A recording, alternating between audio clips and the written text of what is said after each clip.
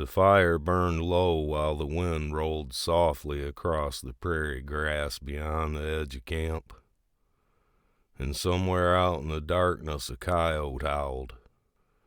They say a man can survive just about anything, but I don't believe that's true anymore, because there are some things a man can lose that'll take the rest of him too. This story starts out west back in 1871, when the land was still wild enough to swallow men whole. Elias Mercer rode west with his wife Abigail beside him, in a creaking wagon coated in trail dust. The two of them had been traveling for weeks, and with Texas behind them and Colorado ahead, a new life waited somewhere beyond the mountains, or at least that's what they believed. Abigail sat beside him on the wagon bench wearing a faded blue dress and holding on to her bonnet whenever the wind picked up. "You really think we'll make it?" she asked softly one evening while the sun turned the prairie gold.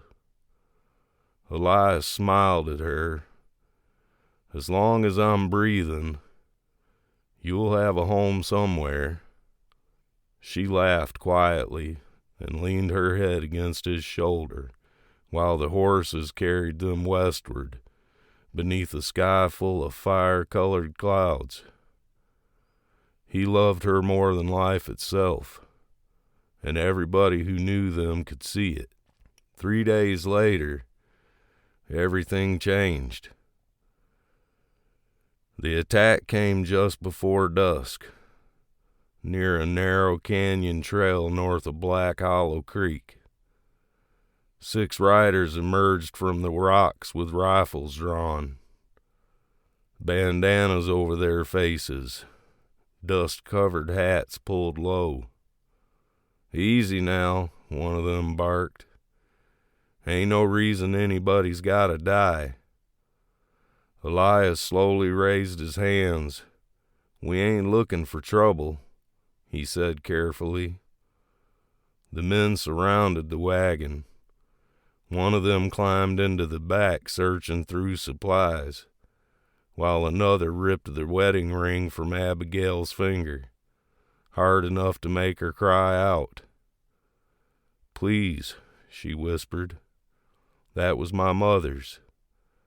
The outlaw laughed, and something inside of Elias snapped.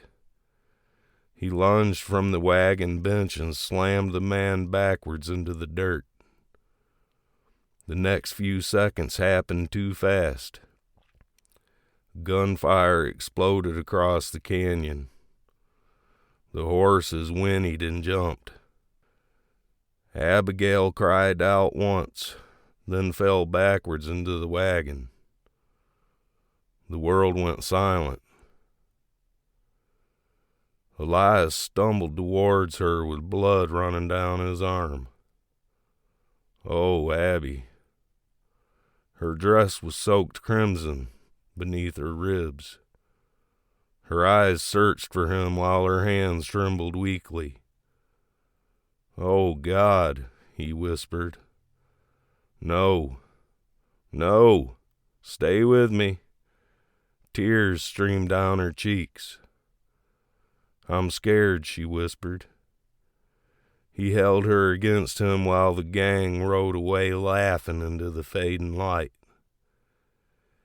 "You stay with me now," he begged. "You hear me? Stay with me." But he could already feel life slipping out of her. She touched his face one last time. Then her hand fell limp. Elias sat there in the dirt beside that wagon long after the sun disappeared, holding her body and rocking back and forth, begging God to wake her up. The wind moved softly through the grass around him, while blood dried across his hands. And sometime before sunrise, Something inside the man died too. The sheriff listened quietly the next morning while Elias explained what happened. Sheriff Tom Avery was old, tired, worn down by years of burying good men. When Elias finished speaking, the sheriff stared down at his desk in silence. "You know who they were?" Elias asked. The sheriff nodded once. "The Grayson gang." "Then gather your deputies." A long silence filled the room. Finally, the sheriff looked up. "Ain't enough men in this town willing to go after 'em." Elias stared at him in disbelief. "They murdered my wife." "I know they did, son." "And you're just gonna let 'em ride?" The sheriff looked away. "You go after the Graysons. You don't come back." Elias stood there, breathing hard with grief and rage twisted together inside him. Then slowly, he removed his wedding ring, set it on the sheriff's desk. "If the law won't bury him, then I will."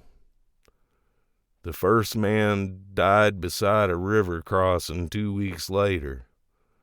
Elias found him drunk and alone near a small campfire. The outlaw barely had time to reach for his revolver before Elias stepped from the darkness with a shotgun leveled at his chest. "You remember a woman in a blue dress?" Elias asked coldly. Fear spread across the man's face. "Oh, God," he said. "She begged you not to take her ring." The outlaw started trembling. "We didn't mean to kill her." Elias stepped closer. "You took the only thing in this world I ever loved." The man fell to his knees crying. "Please," he begged. Elias stared at him with dead eyes. "I've already lived through hell," he said quietly. "Now I'm sending you to yours." The shotgun thundered across the river. The second man died in a stable behind a saloon. The third never made it out of a poker game alive. And every time Elias found one, he made sure they knew why death had come for them. "You remember her face before you die. You stole my future from me. She was worth more than every one of you devils combined.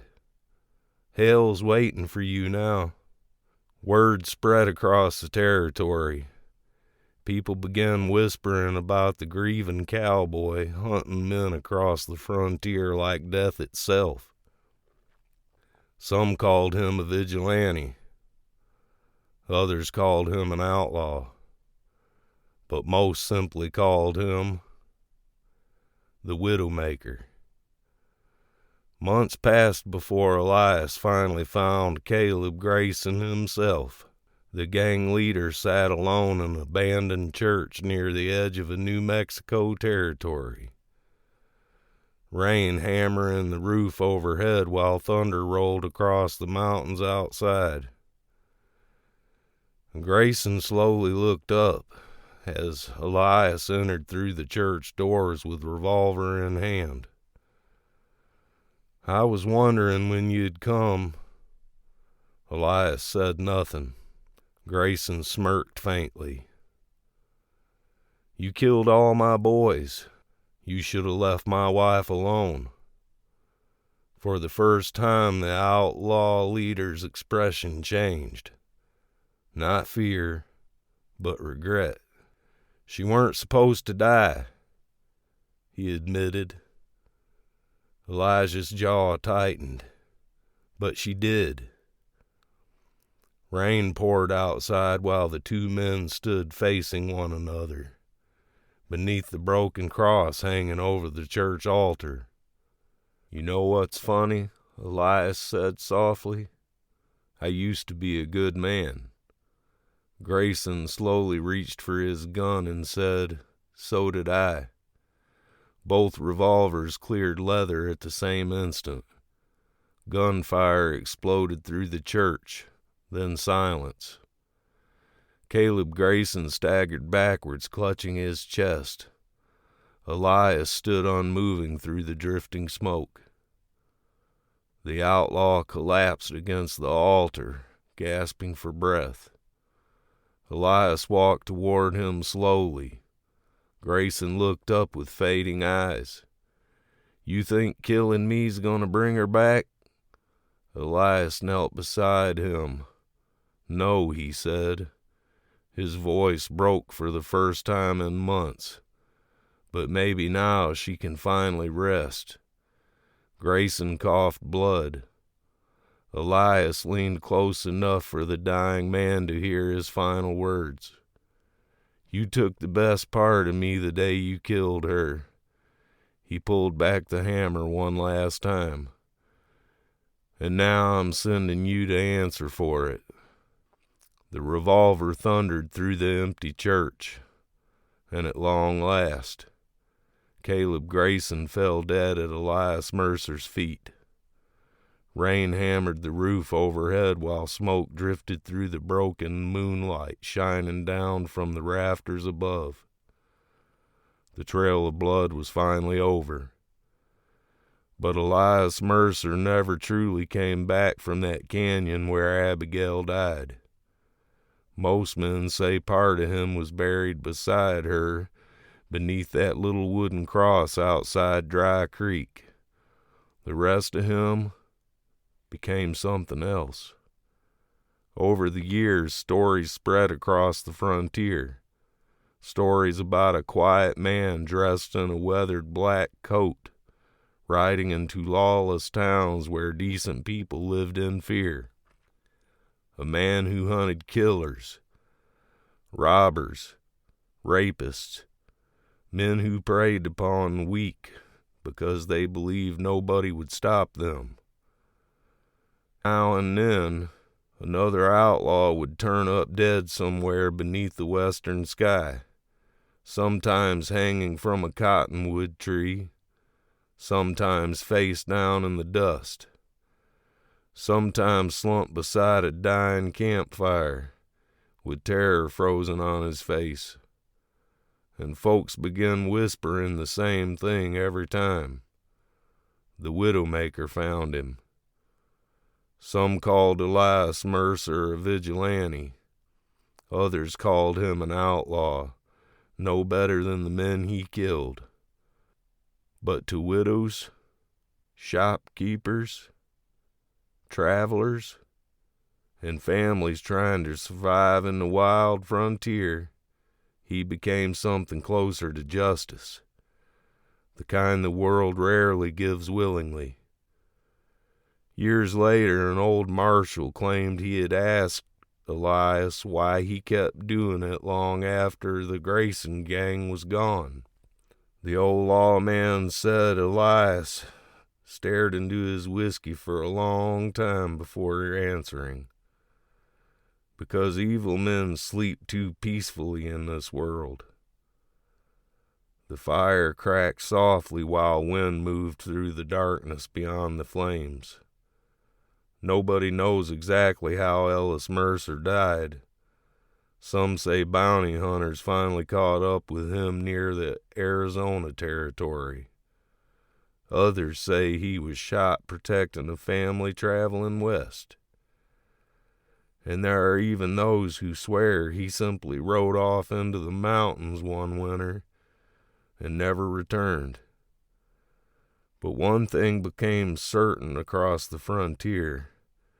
Whenever cruel men began believing nobody would stand against them, they started looking over their shoulders after sunset, because somewhere out there beneath the endless western sky, the Widowmaker might still be riding.